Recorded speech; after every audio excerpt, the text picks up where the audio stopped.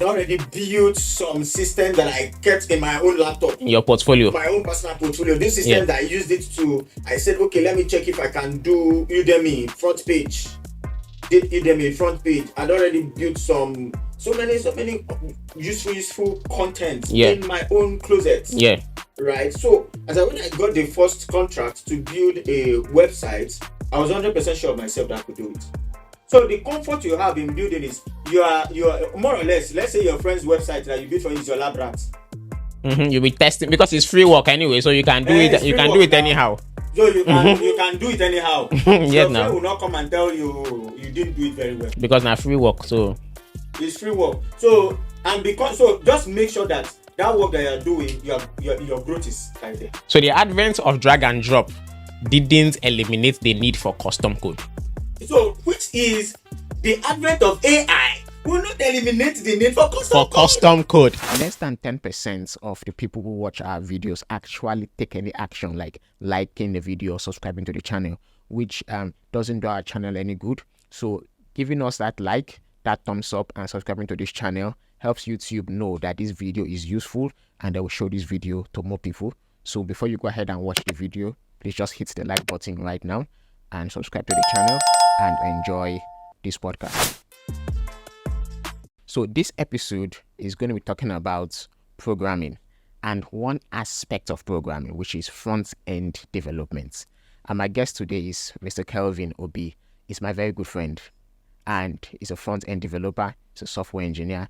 In short, he's not a front-end developer. I'll call him a full-stack developer because he has built some very fantastic systems already, which he's going to be talking to us about today. Mr. Kelvin, thank you so much. Thank you very much for having me today. I'm very much delighted when, over times we've had very, very good, interesting discussions, and, I'm very, very much happy to be here today. At least people can get to learn and understand. Listen to us gist, basically.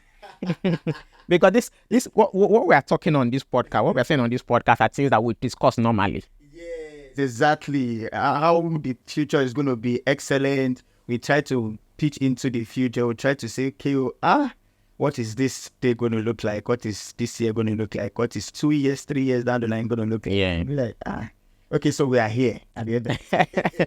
So that brings me to my first question to you, is that when I first knew you a couple of years back, you were not a programmer, you were not a developer, you were in another hustle, in another business, which I was part of in a small way, basically. And coming to a few years after, you are a developer, you are a full stack, not just a developer, you're a full stack developer. Now, for those of you who don't know what full stack is front end and back end development put together, right? I want to, what motivated you to go into development, to just change direction and start learning programming? And let's start from there. What was the motivation? Okay, so I want to also use this opportunity to encourage so many guys out there. All right, at least 3 years back when you knew me, I was seriously into education. Yes. All right, so I have taught physics, taught mathematics. At least, if I'm not mistaken, we should be counting 7 to 8 years. Yeah. All right. Undergraduate education, basically. Undergraduate education. Yes. Okay. But the reality is this. It got to a point, 2020, right? So many things have started happening to teachers in the system. Yeah. So many teachers are already out there doing one or that extra hustle. Or the other, because the income wasn't enough. So you pay rent, you do this, you sort this bill, and it wasn't enough. So teachers were already diversifying into other areas of life. Now, what motivated me into changing my career is I've thought about so many things in my own personal life. I guess who I want to be. And who I want to be is I feel so. I started having this feeling that who I want to be is not going to be. I'm not going to achieve it in this point track that I'm in this current career line. Current path that I am following. I'll not get it because I've always had this mindset that I want to create job opportunity. I've always had that mindset. I want to have a situation and a system whereby I can always help as many students that I've taught years back. Now, I just realized that in the field of education, if I stay there, I might literally not achieve this vision that I want to achieve. The end thereof is not looking clear. So I started tilting, I started thinking, I started tilting things, I started changing. Now, I realized that if I move into tech, then I can do a lot without having any reason to be distracted, and I will not be, nobody will hold me back. Nothing will stop me. I won't be restricted by any system of educational system or any form of government system or anywhere around that will stop me. And I can also function anywhere around the world. Yes, exactly. So the mindset of being useful to myself, to the generations I've taught before, to the generations to come, and that's also mindset of being useful to them anywhere I am all over the world, made me, I said, no, technology is actually very broad. Tech is very, very sweet, whereby I can do a lot of things from a sitting. Yeah. So if I'm in a sport, you have built systems. In a particular sport, I can affect this life, I can touch this part, I can do this, I can literally go around every single thing I am. Why sitting there in one spot? And nobody would be less served. Yeah, because we are sitting down one place. Nobody will feel I wasn't properly attended to. Nobody will feel my need wasn't met. So that mindset alone, started changing a lot of things in me. So I don't want to get streamlined. I don't want to be restricted. Now, the very funny part that people will is always, I know. I want you to say it for yourself. where people always want to be. That part where people is always looking at before they want to make their move to tech. Finance. It's finance parts now, of course. So financially, right? Education wasn't giving me what I wanted. I have to be very, very clear about this. Education wasn't giving me what I wanted. I've thought about it in diverse ways. So, you want to pick a job at a teaching job with the federal level. You start at one level where your first payment, if you do not start with, if the Parent Teachers Association is not employing you, right? If they employ you, they'll pay minimum wage. Depending if it's a federal institution. Yeah. They pay minimum wage. So as at my own time, minimum wage was 30,000. Me, from my experience and, now, just that, watching us from different parts of the world, 30,000 naira of today is equivalent to $20. Just so you know, $20. So as at that time, it's 30,000 naira. So 30,000 as at that time for me to start with Parent Teachers Association as my employer. Then before being, whereby I can now get employed by the federal government to be paid like 100 or 150. As at that time, sir, I was worth more than 30,000. 30,000 will not pay off. So we look at the other schools. Yeah, private schools. Monthly. It's still more than those. Yeah. Coupled with all of the things I've done. So literally, I told myself like, no, something has to change. So I said, okay, if I must enjoy this educational thing that I literally know how to do, then it has to be moved to tech. So financially, it's going to change my finance, one, and it's going to give me that joy that I've always desired to get educationally, because I can still build my own teaching system, get well paid, and at the same time, teach people very well. Yeah. And at the same time, we all balance. When I meet people who are well taught, I am well paid, system balanced. So literally, finance was not too fine. I needed to move. So I moved. Yeah. So now coming to that transitioning now, right, between when you started learning and when you started earning, right? How long did it take? What was it? Was it 6 months? Was it 1 year before you started making the first money from tech, right? And then my follow-up question to that is comparing your income then and your income now. Is it like night and day, or it's not so different? So what tell us the space of time first it took? Okay, so I ventured into this whole coding thing. I started the journey in a very cricket way. 2020. Come 2021, I was a bit serious. Come 2022, the seriousness increased small. Okay.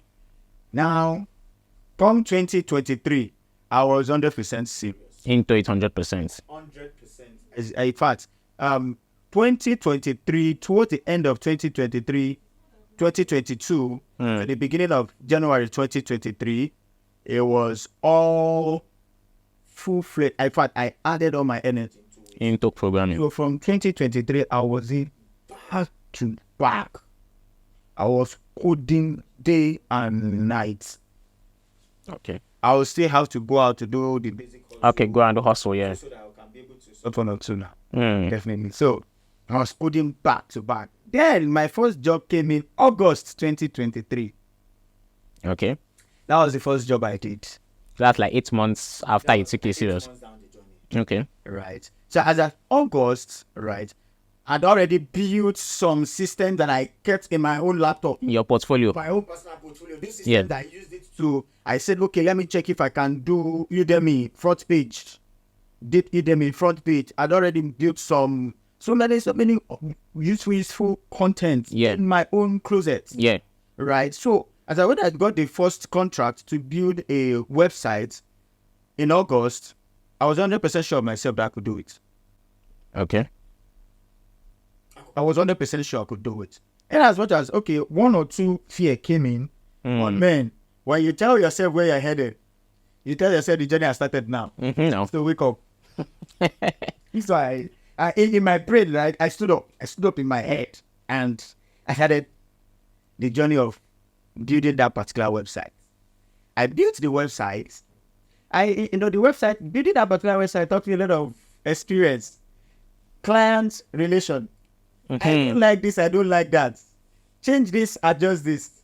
I learned a lot of, in as much as patience, I've already learned patience over time because of the teaching career and all of that. Yeah. That one it's a different type of patience. The one you do with clients. Do you know why that patience is different? That patience is different because you spend all night to do one particular part of it, right?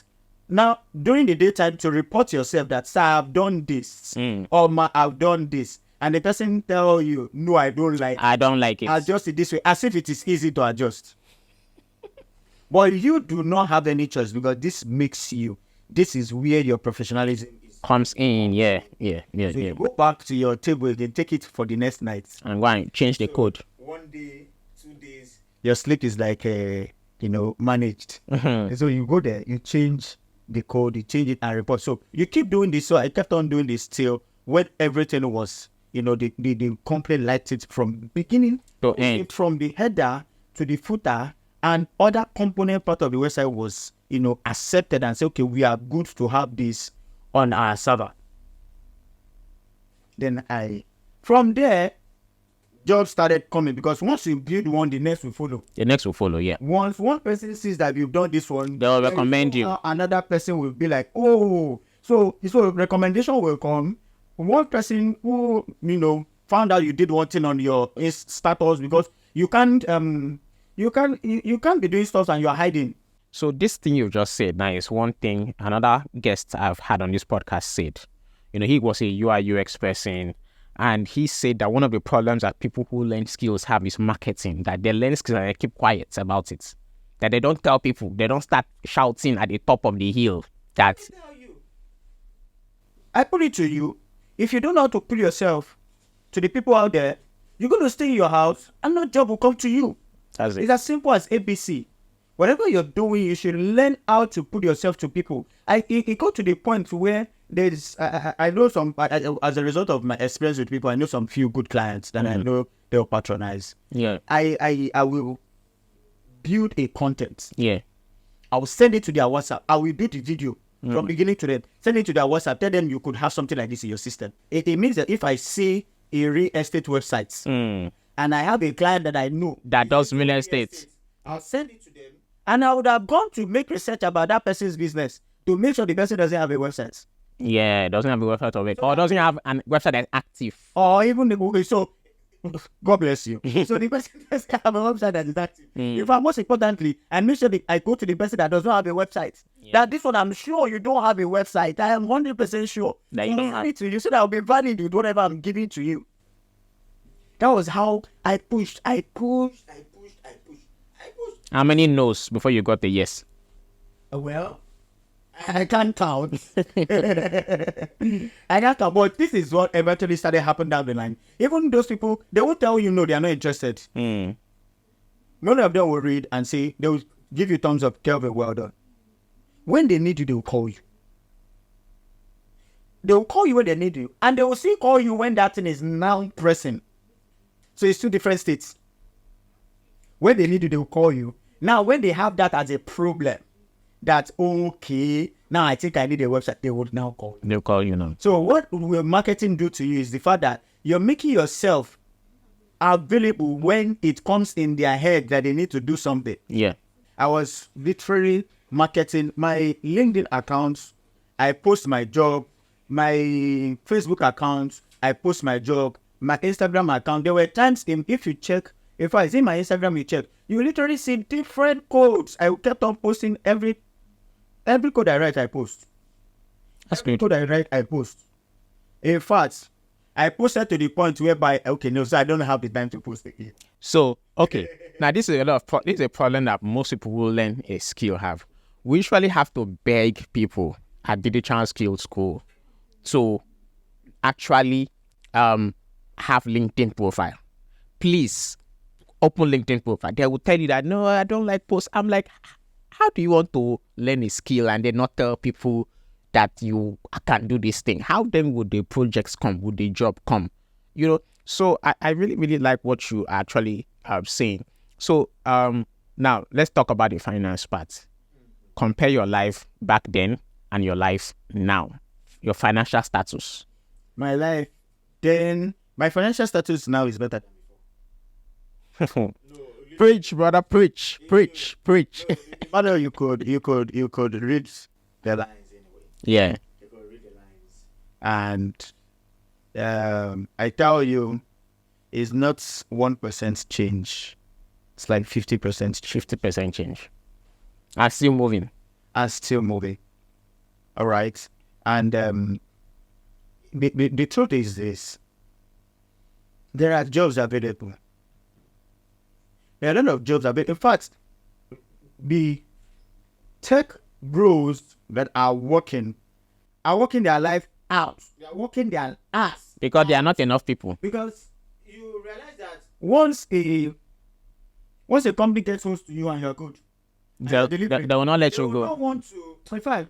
You will be the one to now say that I think we'll need to get a second person.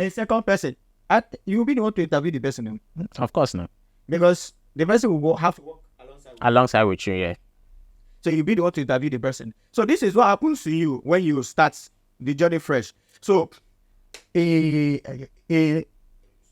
a CEO or possibly an MD, either the person has big company or small company, but the person is building system. And one way or the other, you are the one the person contracted to build the system. Yeah. Right?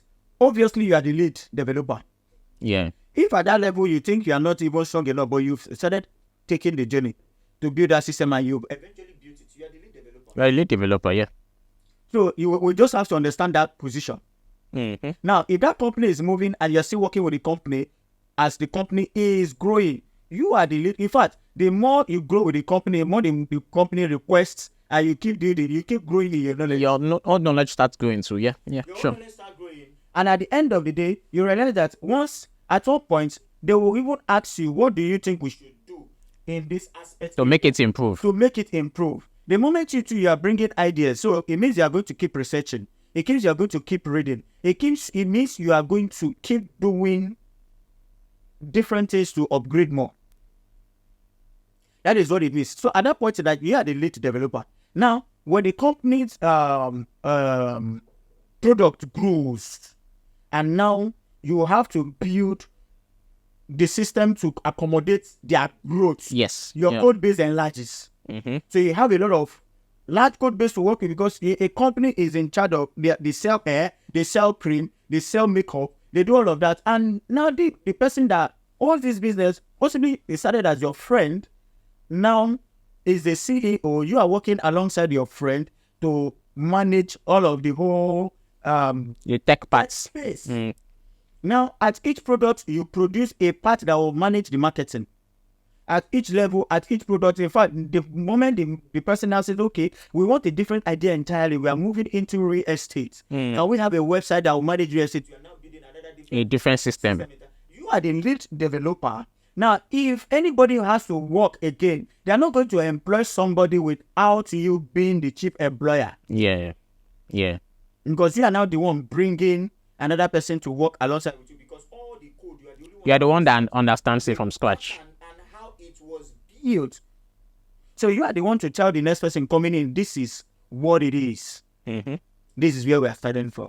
So there is no, you can be a lead developer, you can be an intern. Yeah. Depending on how your life kicks out. Yeah.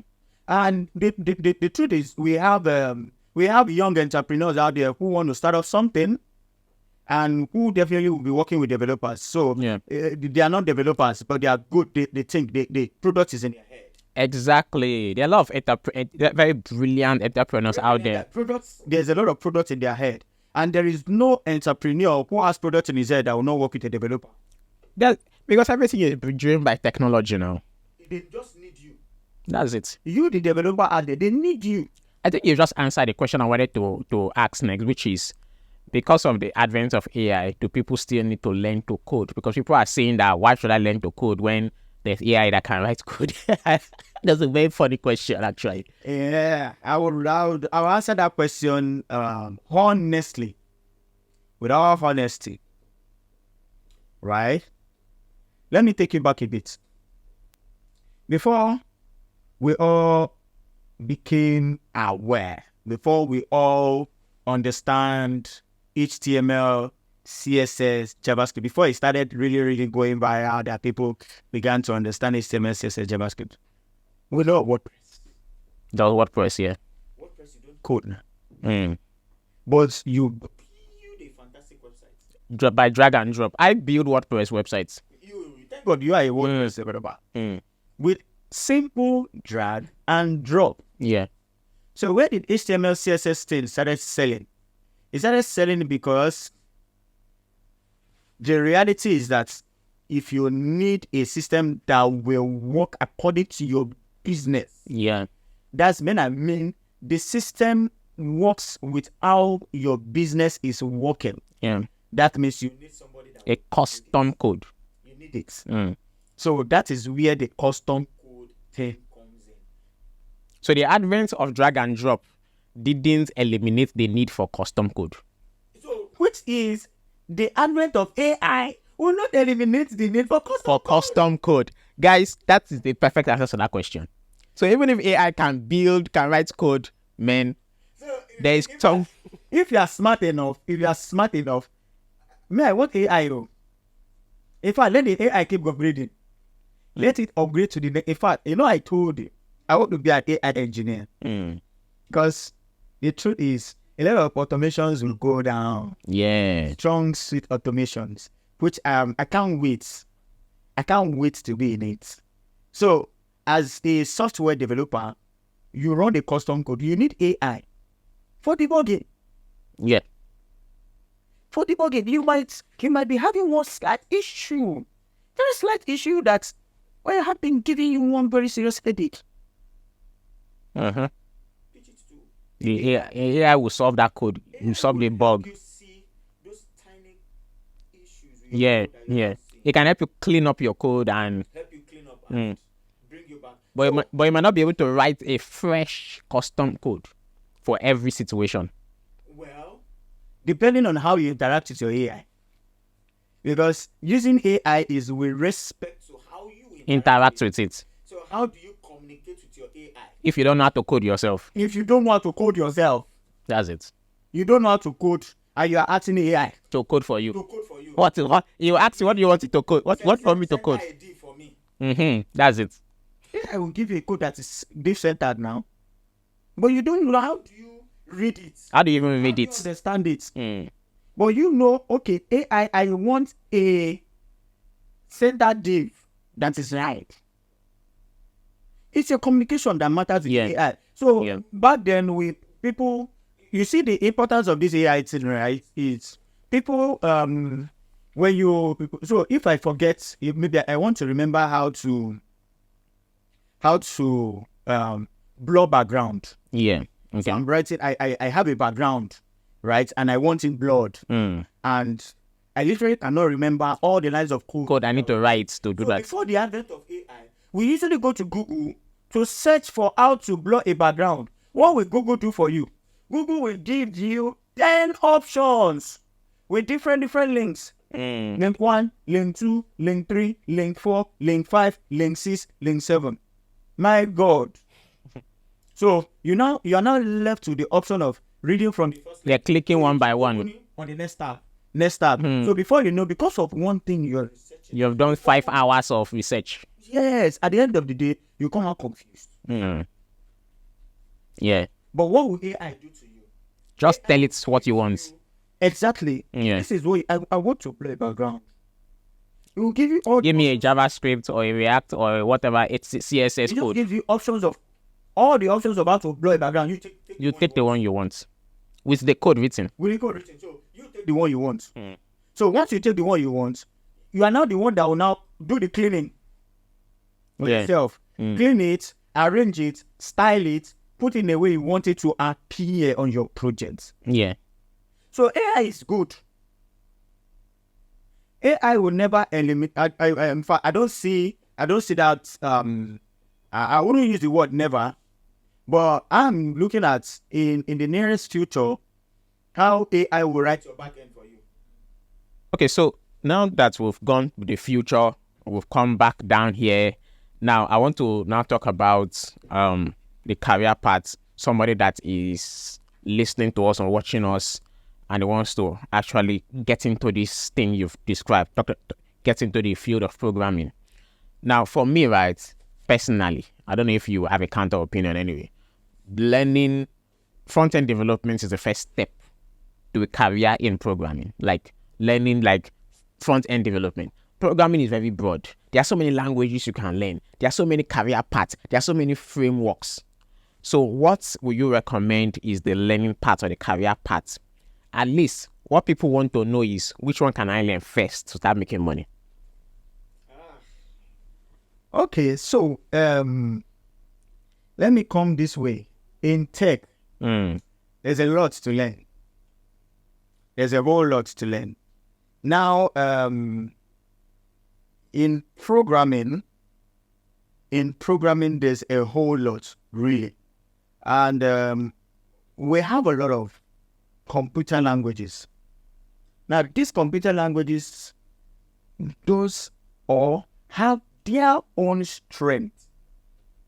So when you talk about C#, right?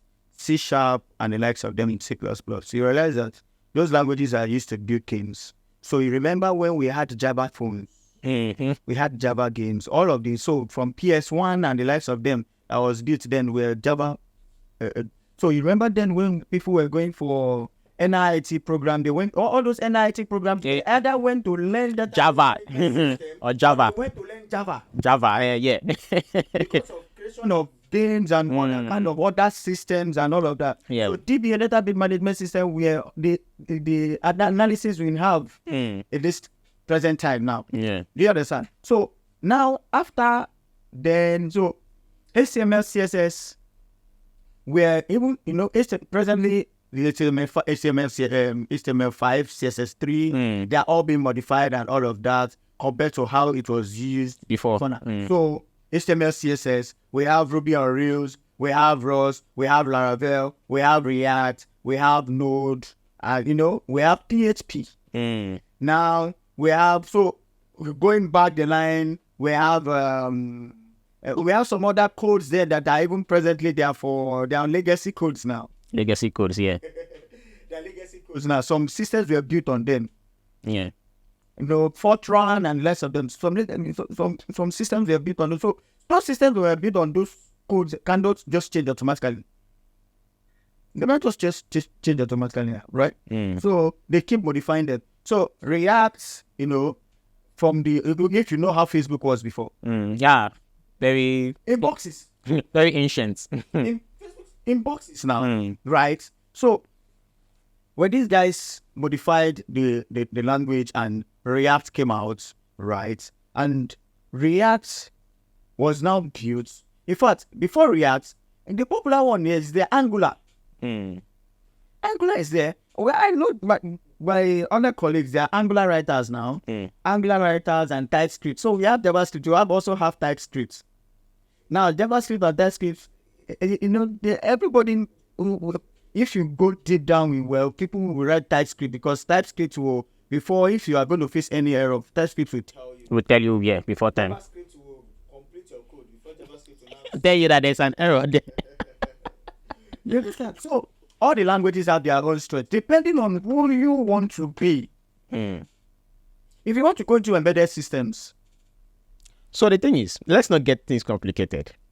So my aim, somebody watching me saying, my aim is I want to get a job that will pay me well as a front-end developer. For Digital Skills School, our framework is HTML, CSS, JavaScript, React. Right? Because why we choose that stack to teach in our front-end course is simply because a majority of companies use that stack. The truth is, if you, I want to be very, very honest, right? If you can build a website and you can use HTML, CSS, JavaScript, at least I tell you the truth, there are some basic companies that will still employ you. They will employ you. In fact, if you are very, very good at using HTML, CSS, and JavaScript, you will still build some companies, some websites for some. So that's still very good. Yeah. And you create something unique for them. Yeah. And they will be, in fact, you will fly them well with it. Yeah. Well, when I mean so well, in fact, you put them on the game. Yeah. With it. Where people now start learning JavaScript framework like Angular. Yeah, Vue. They like them is because you want to upscale your level of importance. So something happens when you want to get set for jobs on Indeed and LinkedIn. You see a React developer, 600K monthly, or you see the American companies giving you annual income, $60,000. $60,000. So with all of those research job opportunities, you see React. Yeah, a lot of React. You have no choice. But to go and develop yourself. You have to just go and grow in React. Simple. Because you won't want to be. The truth is, when you earn small, when this thing pay you small, right? You realize that you'll be able to sort one or two bills. You want to earn more. Now, when earning more becomes a question, you realize that your earning more is with respect to your skills. Your skill level. Then you don't realize that if I learn React, that means I will be able to get these other jobs. Paying job and all of that. You move. Nobody will tell you. If you are interested in that career, you will move. Yeah. Now, when you now realize that back-end engineer and more than front-end engineer, then so you go and start learning my SQL. Yeah. You increase your output, your stack. Yeah, you increase your stack because you want to become a back-end engineer, right? And you know that this is more work, more pay, man. Yeah, that's the reality. But bringing it down home, learning HTML, CSS, JavaScript, once you get it, and also let learners not be there's this point whereby you want to hit the big job from the start. No, it doesn't work. It doesn't work that way. I'll tell you how it works. When you see your friend that has a small business that can afford to pay for domain name, or they have a registered business. I afford to help them to build their website for free. Is that your They'll build it for free, yeah. If I'll be ready to do a lot of free jobs. Enjoy those free jobs though. Don't do those free jobs and expect that those free jobs are just for free actually. Do it and enjoy it. I tell you the truth, that free job might link you. That's it. I did the first website for 30,000 now. I did it for 30,000. In fact, the 30,000 the guy paid me was 5,000 today. 8,000. In fact, inside the 30,000 was the hosting and the domain thing. Wow. In fact, the person now realized that I have to pay for a domain, so he paid for domain separately. And for the hosting, the person now gave me 30,000. I worked my way around it. The way I put it, as a developer, be useful to your friends. Not in their head. Okay. Start there. Because everybody has an idea. Everybody has start with your friends that has product in their head. Yeah. Be useful to them. And how will you be useful to them? You'll be the one to pitch them. I can help you build this website now. He said jokingly now. Jokingly, the person will start putting up one or two funds for it. And once you build it, that your friend will not. So the comfort you have in building is you are more or less. Let's say your friend's website that you built for is your lab rat. You'll be testing because it's free work anyway, so you can do it. You can do it anyhow. So you can do it anyhow. Yeah, so no. I will not come and tell you didn't do it very well. Because now free work, so It's free work. So just make sure that work that you're doing, your growth is right there. yeah. Just know that in this work that I'm doing, God will bless me from here. Yeah. So once you do the free work, do not stop there. Because there's every tendency you now have one person link you to. So from there you start telling 5,000, 10,000, 20,000 and all of that. 30,000. If somebody just contact you and maybe we just give you 30,000, please help me to sharply do this. If you're in the school environment, just know that you have an environment where you can do 20 jobs. Yeah. It's left for you to know how you play your card and how you market yourself. You can literally do 20 jobs if you're in the school environment because you have some of your rich guys that have products in their head and they have the money. You can have a group of friends that will come together and they'll be like, oh, we want to create something like this. And you are now like I said, you have become the chief developer. Yeah. Well, some of the top tech companies, I can mention some apps now that started as friends in university. And I know some of them, like literally. Let's even live. Your environment, your colleagues, your friends, keep good friends. Yeah. That has products in their head. As you're learning how to do all of this, you must not start with the big company. Don't tell yourself that me learning this stack means that, oh, by the time I know how to build a website and you build one or two, you're now waiting for Google to employ you or one big company to employ you and pay you. It doesn't start like that. Start with your friends. Yeah. Those your friends are the one that will make you. They will help you fly. Yeah. So I guess we've said a lot has been said, and this last point we just made now was to help you understand that the beginner's level, what you should be aiming for as a programmer is front-end development. Now, one of the challenges I see a lot of newbies developer is that they go and learn one programming language. Somebody will enter my DM and say, oh, I've learned JavaScript or I've learned CSS. Programming does not work independently. This language, you cannot go and learn one language and say, no. Most times, to build a system, just like you said, it's a combination of different things. That one language thing, right? That one language thing, right? If you accept you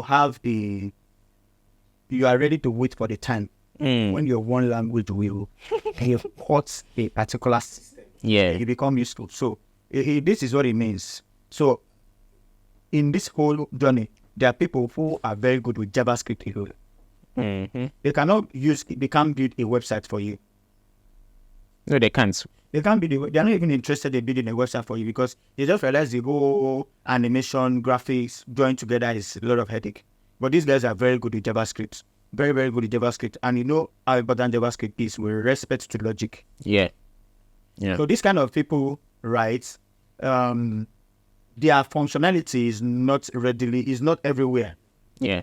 They know where they go to seek for their service and they don't get paid in points.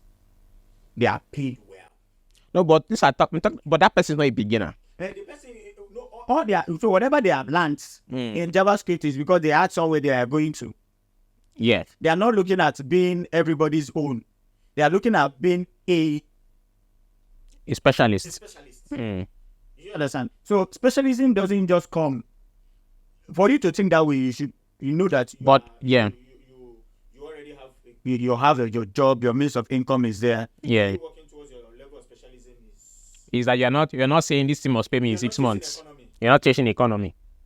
You understand? Yeah. Or breaking it down to me and to the young guys out there who are you want to be useful to the economy, because as a front-end developer you have something to show.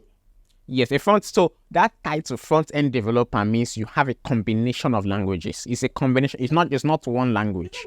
Yeah. Back-end developer is not one language. Yeah, that's it. You have something To show. Yeah. You are displaying a skill that contains HTML, CSS, and JavaScript. That's 3. Yeah. Now, if you now want to open up your skill set to go into maybe a JavaScript framework, you can now. You are going to HTML, CSS, right? Yeah. Now JavaScript and using the framework own language of React. Of the app.